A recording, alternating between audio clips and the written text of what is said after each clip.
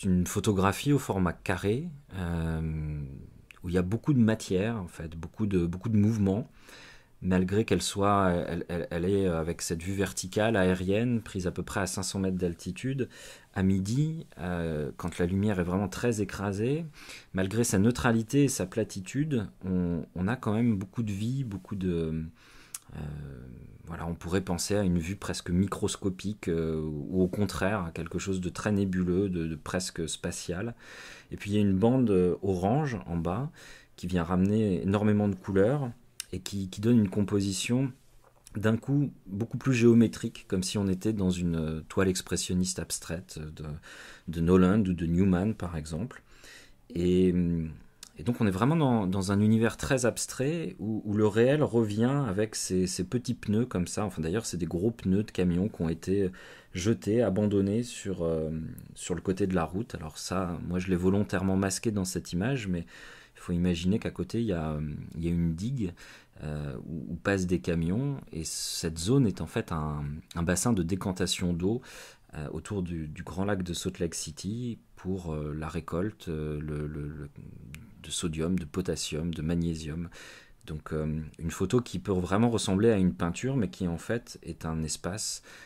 construit et utilisé par l'homme pour des raisons économiques. Donc ce projet s'appelle Dust, et il a été réalisé entre 2015 et 2017 sur la frontière entre l'eau et la terre à Salt Lake City. Et comme dans la plupart de mes projets, l'idée c'est d'avoir d'un côté une étude, un discours sur le paysage, et notamment le paysage contemporain, et de l'autre une expérimentation plus plastique, d'essayer de questionner le médium photographique. Donc là, ma recherche sur le paysage, elle est plutôt géographique ou anthropologique. C'est inspiré par des textes de Jackson, de Marc Auger, de Gilles Clément, par exemple. Et donc l'idée, c'est de voir à travers ces paysages plutôt banals, en fait, l'évolution de notre société, la transformation de notre identité, d'essayer de porter un premier regard aussi sur des paysages devant lesquels on passe tous les jours. Alors pas forcément à Salt Lake City, mais devant tous ces nouveaux paysages, en fait, qui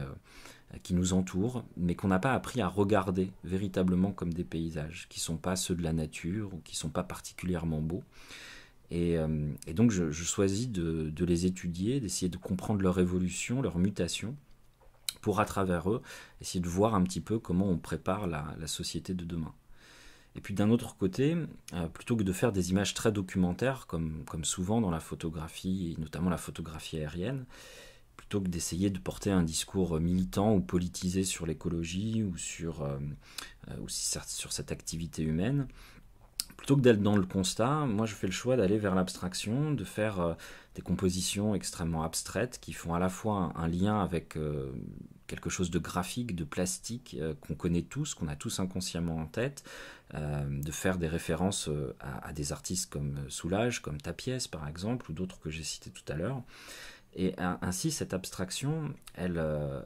n'impose pas finalement mon dialogue, elle n'impose pas mon discours sur le paysage, elle laisse libre à chacun d'avoir sa propre compréhension de l'image, sa propre lecture du paysage, et puis de faire travailler l'imaginaire, de prendre le temps de voir un peu ce que l'on observe, de le décrypter,